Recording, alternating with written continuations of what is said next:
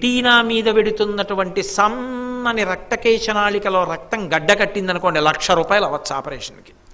కాలు కురిపేసి ఎక్కడో ఆగిందనుకోండి, ఓ 1000 రూపాయలతో వచ్చేమో. కాబట్టి ఎవరు తిప్పుతున్నారు లోపల?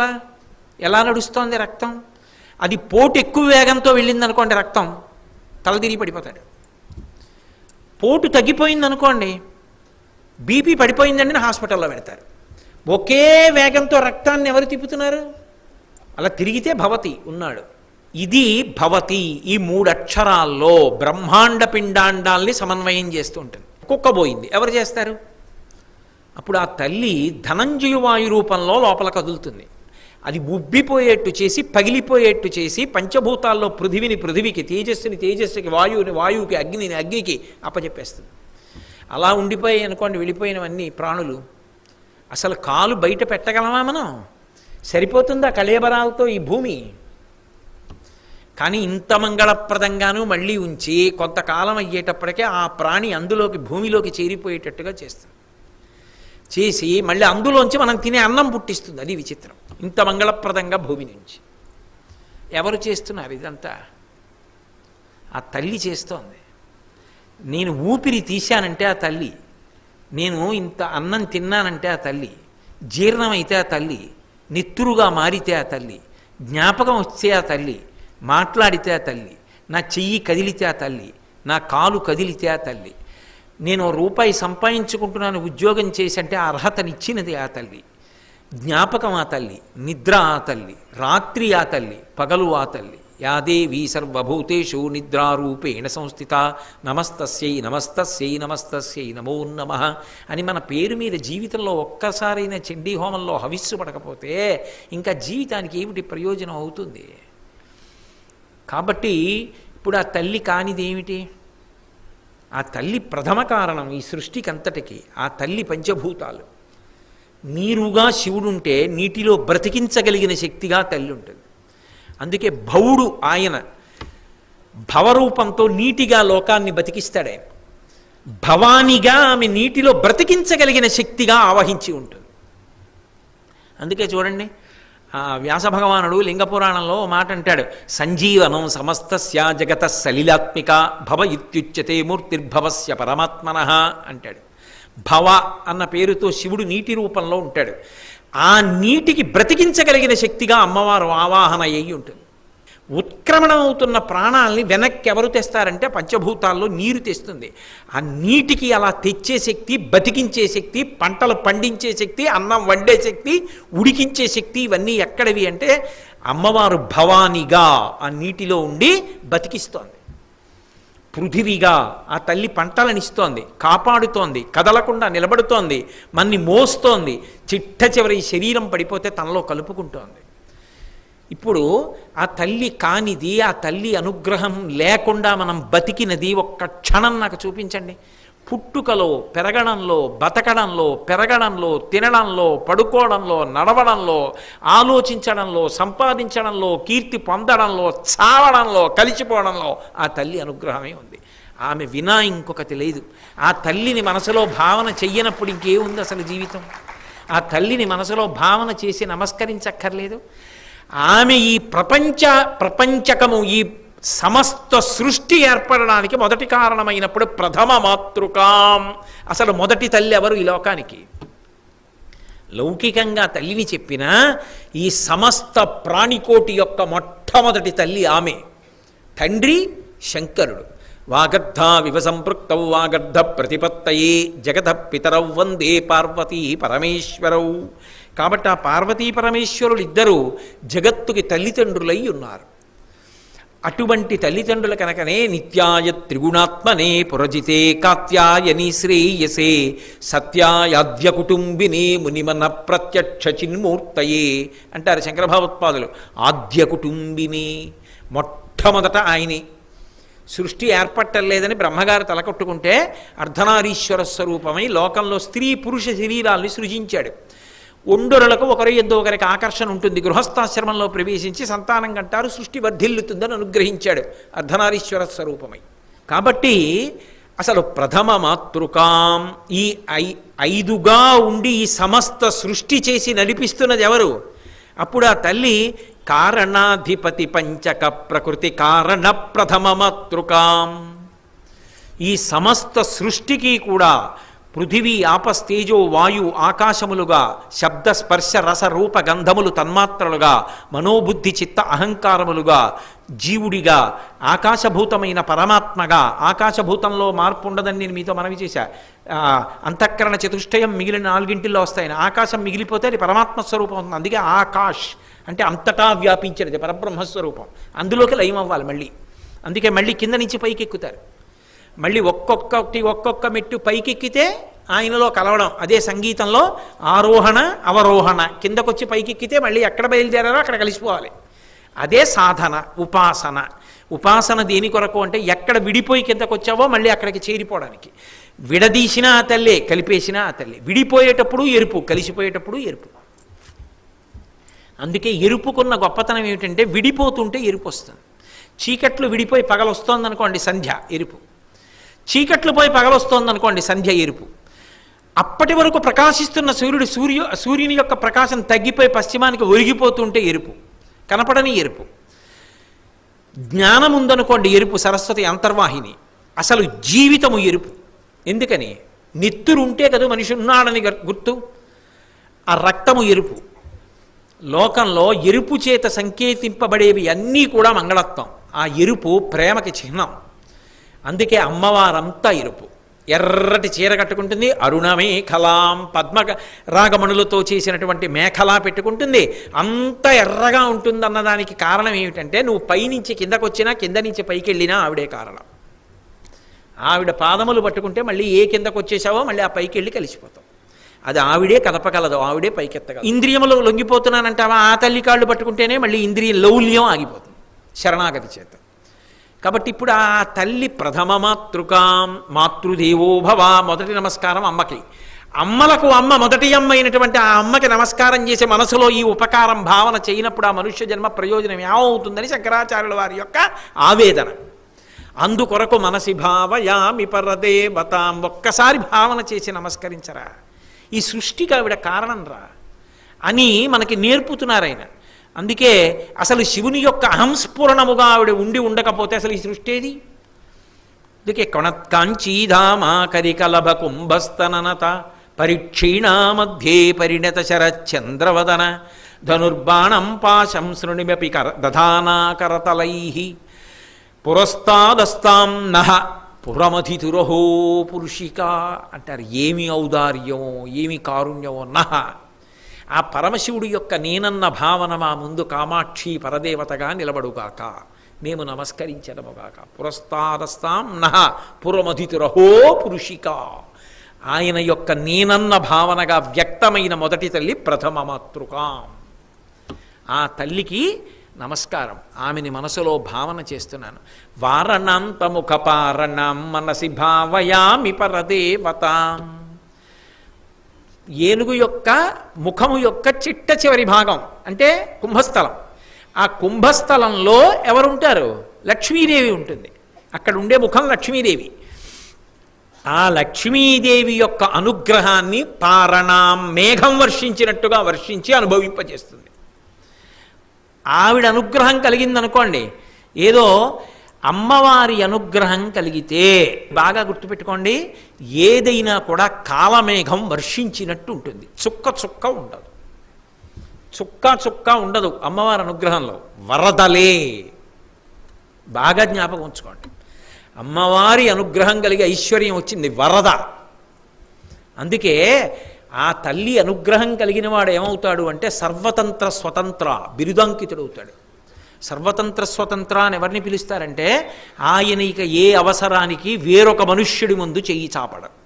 ఆయనకి ఏ అవసరం వచ్చినా భగవంతుడిని ప్రార్థన చేస్తాడు, ఆ తల్లి ఆదుకుంటుంది అంతే. అసలు ఆయన ఇంకొకరి ముందు చెయ్యి చాపడం. అటువంటి స్థాయికి వెళ్ళిపోయిన మహాపురుషుల్ని సర్వతంత్ర స్వతంత్ర అంటారు. విద్యారణ్య స్వామి వారు సర్వతంత్ర స్వతంత్ర, వేదాంత దీశికులు సర్వతంత్ర స్వతంత్ర. ఆ బిరుదుందని కొంతమందిని పరీక్ష చేశారు. వేదాంత దీశకులకి సర్వతంత్ర స్వతంత్ర ఇచ్చారని బ్రహ్మచారిని ఆయన దగ్గరికి పంపించి పెళ్లికి డబ్బడగబోయన్నారు. బ్రహ్మచారి పెళ్లికి డబ్బడిగితే ఇవ్వనకూడదు. వేదాంత దేశికులు ఎవరిని అడుగుతారు? ఆయనకి సర్వతంత్ర స్వతంత్ర బిరుదుంది. ఆయన లక్ష్మీదేవిని స్తోత్రం చేశారు, కురిపించేసింది. శంకర భగవత్పాదులు సర్వతంత్ర స్వతంత్ర, లక్ష్మీదేవిని కనకధార స్తవం చేశారు, కురిపించేసింది. మామూలుగా కాదు, ద్రమిణాంబుధార, కనకధార, గంట పైచిలకు కురిపించేసింది అంతే బంగారాన్ని. ఇప్పటికీ ఉంది ఆ ఇల్లు, స్వర్ణతమనాయి, కేరళలో. ఆ తల్లి అనుగ్రహం కలిగిన భక్తి వరద వచ్చేస్తుందంతే. జ్ఞానము వరద, వైరాగ్యము వరద, బొట్లు బొట్లు ఉండవు ఆవిడ దగ్గర. అందుకని పారణం మేఘంలా ఇస్తుంది, మామూలుగా కాదు. అందుకే రామకృష్ణ పరమహంస ఓ మాట అంటారు, పొడి పొడి వైరాగ్యం, చుక్క చుక్క వైరాగ్యం ఉండదు అమ్మవారి దగ్గర, వరద వైరాగ్యమే. అందుకని ఆ తల్లి వారణాంతముఖ పారణం మనసి భావయామి పరదేవతాం. డబ్బు ఒక్కటే కాదు సుమా, సరస్వతీ కటాక్షం, లక్ష్మీ కటాక్షం ఉండాలి. అందుకే అమ్మవారు ఇస్తే ఎలా ఉంటుందో కూడా చెప్పారు ఆయన సౌందర్యలహరిలో. సరస్వత్యా లక్ష్మ్యా విధిహరి సపత్నో విహరతి రతేః పాతివ్రత్యం శిథిలయతి రమ్యేన వపుషా చిరంజీవన్నేవ క్షపిత పశుపాశవ్యతికరః పరానందాభిక్యం రసయతి రసం తద్భజనవాన్ అన్నారు. ఆ తల్లి అనుగ్రహం కలిగితేట ఎంత గొప్ప విద్వాంసుడవుతాడు అంటాయట. చతుర్ముఖ బ్రహ్మగారు చూసి అనుకుంటాట, ఇదేమిటి, నా భార్య కదా సరస్వతి, నా యందు ఉండవలసిన విలాసం కన్నా వీడి యందు ఎక్కువగా ఉందే సరస్వతీ కటాక్షం అనుకుని అసూయ పొందుతాట.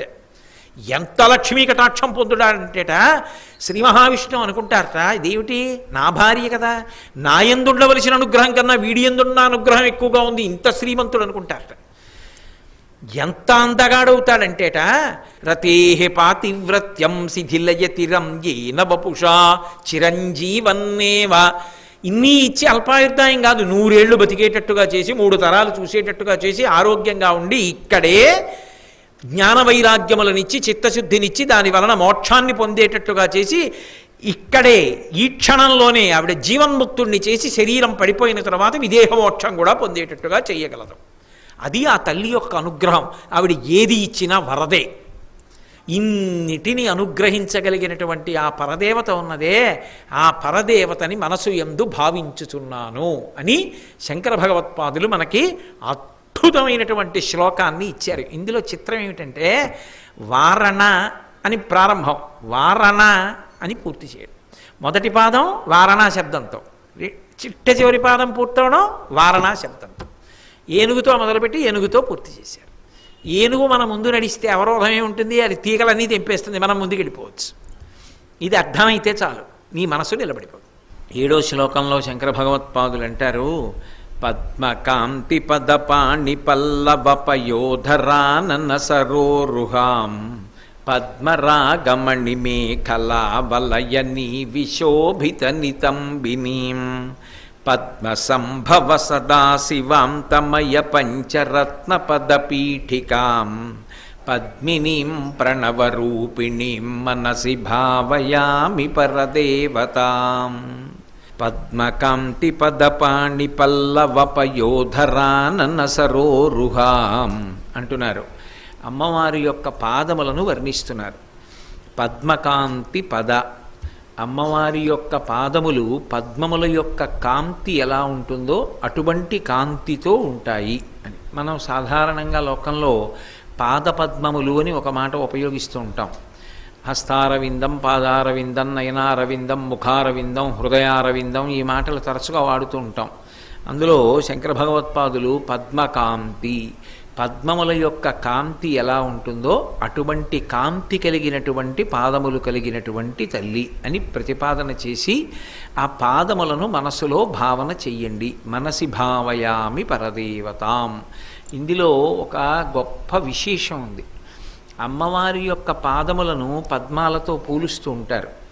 అది అమ్మవారి విషయంలోనే కాదు, భగవత్స్వరూపాన్ని ఏ రకమైనటువంటి రూపంగా చెప్పినప్పటికీ కూడా ఆయన యొక్క పాదములు లేదా ఆమె యొక్క పాదములు, భగవంతుణ్ణి ఏ లింగంతో మీరు అన్వయం చేసినా పాదారవిందములు అని, పాదపద్మములు అని, ఆయన యొక్క పాదములు ఆమె యొక్క పాదములు పద్మముల చేత పోల్చబడతాయి. అయితే అమ్మవారి విషయంలో ఉండేటటువంటి చమత్కారం ఒకటి శంకర భగవత్పాదులు సౌందర్యలహరిలో వర్ణించారు. అందులో ఆయన ఒక మాట అంటారు, హిమానీ హంతవ్యం హిమగిరి నివాసైక చతురౌ నిశాయాం నిద్రాణం నిశచరమభాగీ చ విశదౌ వరం లక్ష్మీపాత్రం శ్రియమతి సృజంతౌ సమయినాం సరోజం త్వత్పాదౌ జనని జయ కశ్చిత్రమిహ కిం అన్నారు. అమ్మవారి పాదములను పద్మములు అనడం సహజమే, కానీ అమ్మవారి పాదాలకి నిజానికి పద్మాలకి ఏమైనా సమాన ధర్మం ఉందా? ఉపమానాలంకారము అని వ్యాకరణంలో ఒక అలంకారం. ఆ అలంకారంలో ఏదైనా ఒక వస్తువుని ఇంకొక వస్తువుతో పోల్చినప్పుడు ఆ రెండు వస్తువులకి సమాన ధర్మం ఒకటి ఉండాలి. దేనితో పోల్చామో ఆ పోల్చబడుతున్న వస్తువు, పోల్చిన వస్తువు రెండూ ఒక్కలా ఉండాలి. అమ్మవారి పాదములను పద్మములతో పోలిస్తే పద్మములకు అమ్మవారి పాదములకు ఒక సమాన ధర్మం ఉండాలి. ఏమిటుంది సమాన ధర్మం? శంకర భగవత్పాదులు విచారణ చేస్తూ ఒక మాట అంటారు. హిమానీహంతవ్యం హిమగిరి నివాసైక చతురౌ. సాధారణంగా పద్మాన్ని పట్టుకెళ్ళి మీరు మంచులో పడేశారనుకోండి, ఆ మంచు తగిలితే పద్మం ముగిలించుకుపోతుంది, వెంటనే అది వడిలిపోయినట్టుగా అయిపోతుంది. ఇంకా ఆ రేకులకు సౌకుమార్యం ఉండదు, ఆ సొబగు ఉండదు ఇక పద్మానికి. అందున పద్మం అంటే పరమేశ్వరుని యొక్క సృష్టిలో ఒక అపురూపమైనటువంటి విశేషం. ఎందుకంటే మీరు ఎప్పుడైనా పద్మాన్ని పరిశీలనం చేశారో లేదో, బిసతంతు తనీయసి అని మనకి లలితా సహస్రనామ స్తోత్రంలో వ్యాస భగవానుడు వర్ణిస్తాడు. అది తూడు ఉంటుంది, ఆ తూడు నీటిలో ఉంటుంది. ఆ నీటిలోంచి తూడు తీసేస్తే ఆ తామర తూడులోంచి నీటి బిందువులు పడుతూ ఉంటాయి. తామర తూడుని అందమైనటువంటి జటలుగా అల్లుతారు. అది ఒక గొప్ప ప్రయోగం. పువ్వులు కట్టగలిగినటువంటి నైపుణ్యం ఉన్న వాళ్ళలో కొందరు ఆ తామర తూడుని తెంపకుండా చక్కగా ఒక జటలా అల్లుతారు. అప్పుడు ఆ పువ్వు ఎంత అందంగా ఉంటుందో. లోపల గదులు గదులు గదులు గదులుగా ఉంటుంది, సన్నటి నాళం ఉంటుంది, అందులోంచి నీరు పైకెక్కుతుంది. ఆ పీఠం మీద కూర్చున్నటువంటి పువ్వు యొక్క రేకులు విచ్చుకున్నప్పుడు మధ్యలో కర్ణిక ఉంటుంది. మీరు కొంచెం జాగ్రత్తగా గమనిస్తే ఆ కర్ణిక గట్టిగా ఉంటుంది. గట్టిగా ఉండి దాని మీద సూదులతో కన్నాలు పెట్టినట్టుగా ఉంటాయి. ఉండి అందులోంచి చిన్న చిన్న అంకురములు పైకి మొలకెత్తి ఉంటాయి. దాని చుట్టూ రేకులు ఉంటాయి. రేకులు ఎంత సొబగుగా ఉంటాయో పీఠం అంత గట్టిగా ఉంటుంది. కానీ దాన్ని ఆధారం చేసుకుని గుండ్రంగా చుట్టూ కూర్చున్నారా అన్నట్టుగా ఉంటాయి. అందుకే జలజాంత స్థితకర్ణికం తిరిగిరా సంఘంబులయ్యున్న రేకుల చందంబున కృష్ణుని తిరిగిరా కూర్చుండి వీక్షించుచున్నంటారు పోతన గారు భాగవతంలో. ఆ కర్ణిక చుట్టూ కూడా ఆ రేకులన్నీ ఉంటాయి. అవి ఎంత సౌకుమార్యంతో ఉంటాయంటే, మీరు ఎప్పుడైనా ఒక ఎర్ర కలువని చూశారనుకోండి, పైన చాలా ఎర్రగా ఉంటుంది. రేకుల దగ్గర ఎక్కడైతే అవి కర్ణిక దగ్గర పుడుతున్నాయో అక్కడ చూస్తే తెల్లగా ఉంటుంది.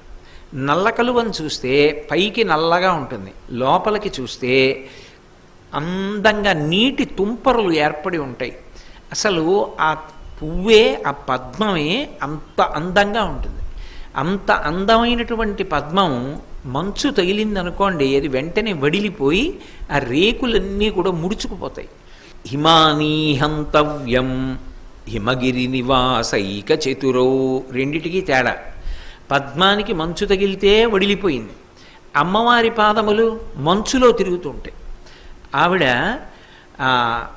మంచు పర్వతమైనటువంటి హిమవత్ పర్వత ప్రాంతంలో పరమశివుడితో కలిసి విహారం చేస్తుంటుంది. పైగా ఆమె హిమవంతుని యొక్క కుమార్తె, హైమవతి అని పేరు. బంగారు తీగలా ఉంటుంది కాబట్టి హైమవతి అని ఒక అర్థం.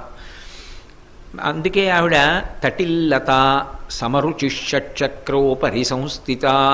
బంగారు తీగ ఎలా ఉంటుందో అలా కుండలిని పైకి వెడుతుంది.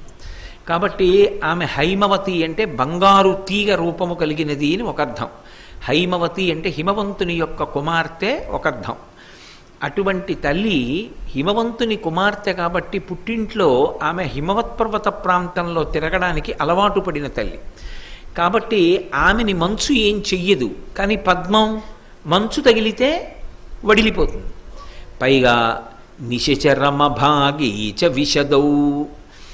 రాత్రంతా అయిపోయిన తర్వాత ఇక తెల్లవారుజాము అవుతోందనగా సూర్యకిరణములు, లేత సూర్యకిరణములు బాలభానుడివి వచ్చి పడగానే పద్మం ఠక్కున విచ్చుకుంటుంది. అది ఎంత చమత్కారంగా ఉంటుందంటే, విచ్చుకోవడానికి సిద్ధంగా ఉన్న మొగ్గని మీరు నీళ్లల్లో పెట్టి ఉంచి తామర తూడు సూర్యుడికి ఎదురుగుండా ఇలా చూపిస్తే తెల్లవారుసామున టక్కని విచ్చుకుంటుంది చేతిలో పట్టుకుని ఉండగానే. నేను అప్పుడప్పుడు అలాంటి ఆట ఆడుకుంటూ ఉంటాను కూడా ఇంట్లో. ఆ మొగ్గలు బాగా ఏపైన మొగ్గలు అప్పుడప్పుడు ఎవరో పట్టుకొచ్చి ఇస్తూ ఉంటారు. పట్టుకొచ్చి ఇస్తే తెల్లవారుసామున దాని యొక్క పైన ఆ రేకులు విచ్చుకున్న చోట కొద్దిగా ఇలా అని సూర్యుడు ఎదురుగుండా పెడితే టక టక టక టక విచ్చుకుంటాయి. అవి సూర్యకిరణాలకి అంత అద్భుతంగా విచ్చుకుంటాయి. సూర్యాస్తమయం అయిపోతుందనుకోండి, మళ్ళీ అలాగే ముడుచుకుపోతుంది, ముడుచుకుపోయి ఒరిగిపోతుంది. అది దానికి ఉండే లక్షణం. నిశచరమ భాగీచ విశదౌ, చీకటి యొక్క చివరి భాగం అంటే తెల్లవారుజామున సూర్యకిరణములకు విచ్చుకుంటుంది. చీకటి పడిపోతే ముడుచుకుపోతుంది. అమ్మవారి పాదాలు అలా చీకటి పడిపోయిన తర్వాత ఇంక నేను ఎవరికీ ఉపకారం చేయలేనండి, ఇంక నేను బయటికి రానండి, నాకు భయంగా ఉంటుంది, పగటిపూట ఏమైనా ప్రార్థన చేయండి వింటాను అంటుంది ఆవిడ. ఆవిడికి రాత్రి లేదు, పగలు లేదు. నిజంగా చెప్పాలంటే చారు చంద్ర రవిలోచనాం మనసి భావయామి పరదేవతాం. ఆమెకి 2 కన్నులు సూర్యుడు చంద్రుడు అయినప్పుడు ఆ తల్లి రాత్రివేళ ప్రార్థన వినకపోవడం ఏమిటి?